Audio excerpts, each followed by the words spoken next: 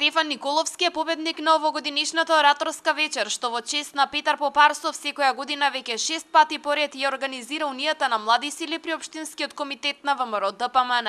Вели дека му претходела макутрпна работа, многу труд за изготвување на текстот и многу проби за негово презентирање. Повеќе од задоволен е што првото учество на ораторска вечер му го донесе првото место. Се чувствувам многу возбудено, искрено. Ова ми е прва ораторска на која учествувам и победувам. И искрено чувството кога ќе те прогласат за победник е, не знам, неопишливо и со многу напори го достигнавме успехот со помош на луѓето кои беа секојдневно со нас и со секојдневни проби. Дојдовме до ова што сме моментално. Што значи победата за тебе? За во иднина? Па победата е едно големо скалило за мене, бидејќи сакам и да продолжам со ова.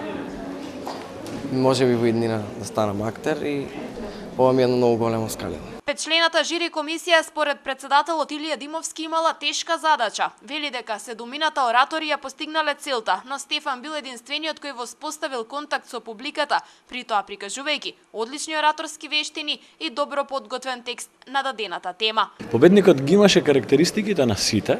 Значи, имаше слободен израз, имаше добра содржина на настапот, имаше динамика во говорот, но најбитно воспостави контакт со публиката. Значи, во неговиот говор неколку пати публиката го прекинуваше со аплаузи. На крај на краиштата ораторството и тоа.